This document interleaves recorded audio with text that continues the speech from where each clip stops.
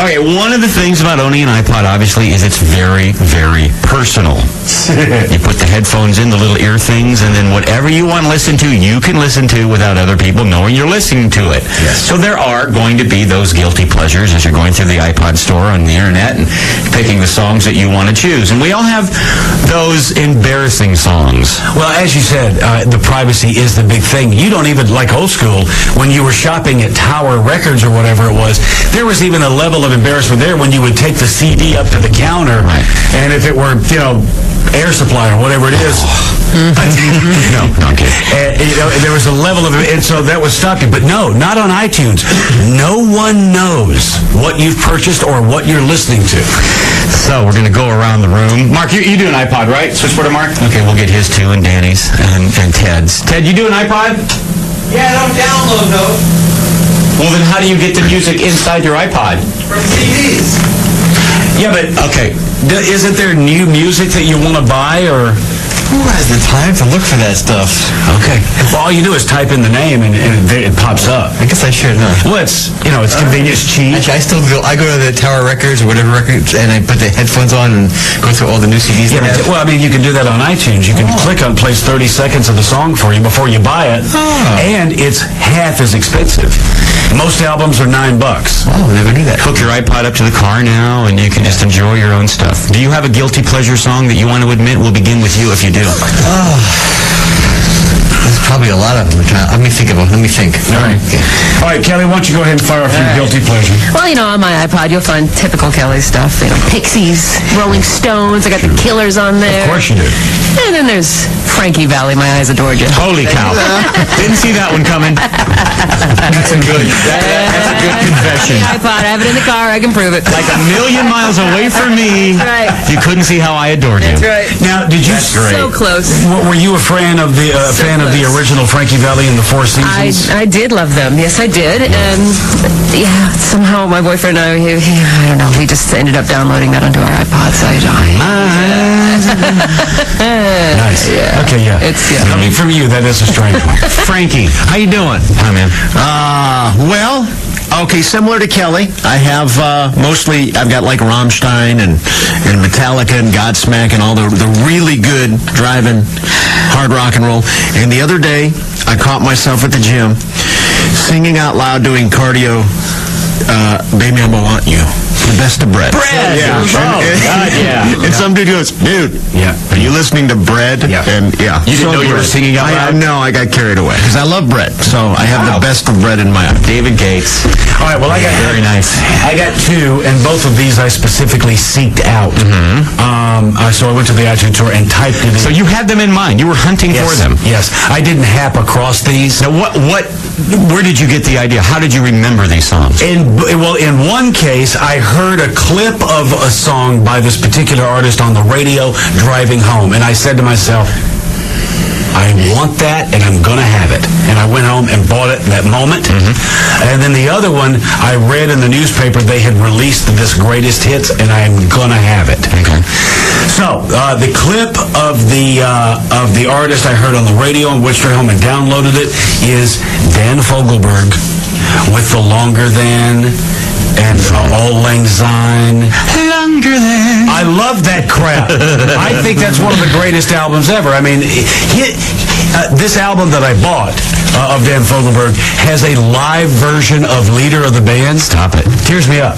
It's about his dad. He was a music teacher in high school. That is a great song, It's actually. unbelievable. The live version is unbelievable. What's the Dan Fogelberg song?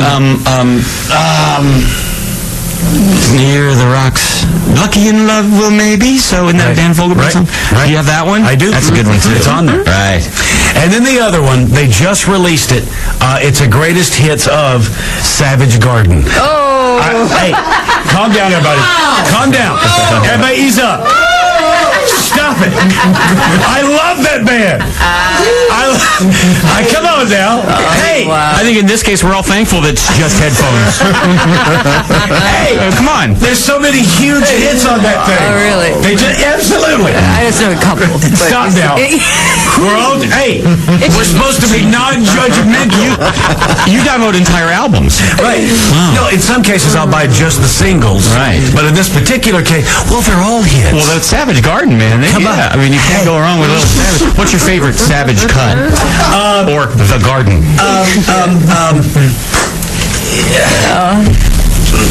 Let me get it in my head and I'll sing it to you. Oh, no.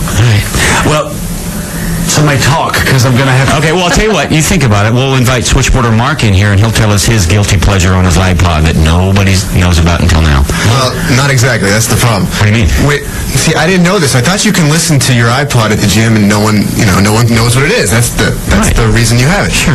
Well, a buddy comes up to me, and wants to talk to me, so I pressed the button on the iPod, and I have one of those new ones. With speaker? No. But it's the video one.